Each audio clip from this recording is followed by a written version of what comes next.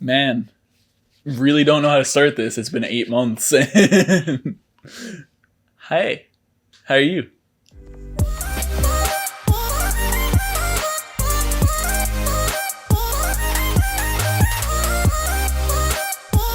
So it's been a nice 8-month break, and we really don't have an excuse for not having done any of this except life.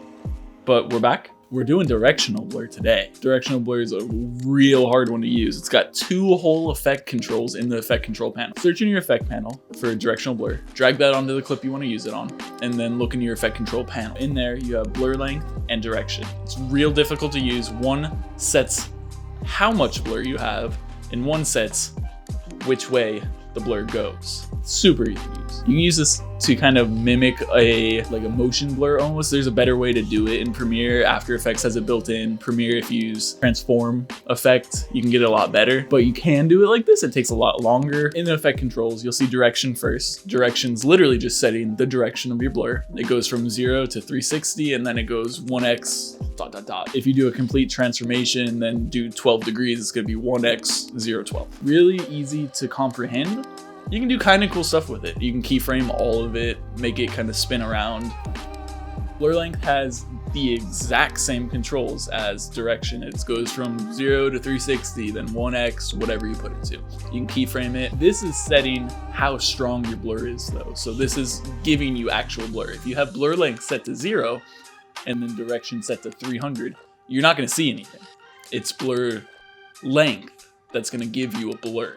And the more you put, unfortunately, blur length doesn't actually let you repeat edges, so you will get a little black border around it, which is okay for how we're gonna use it.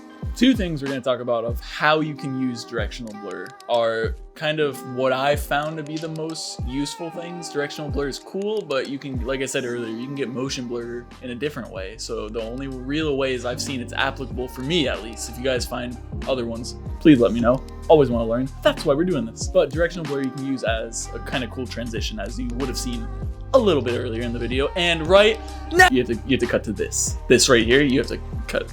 Yeah. The other thing I found that directional blur is kind of cool for is you can keyframe an object to fly across the screen and look like it had a little more blur than it did. And this ties into the motion blur, but since it's on a smaller scale and you can keyframe it a little quicker, no issue. Directional blur is really easy.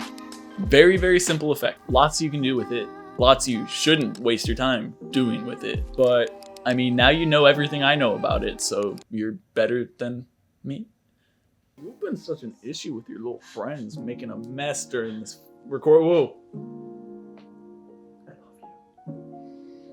I love you. I love you. Oh. I love you.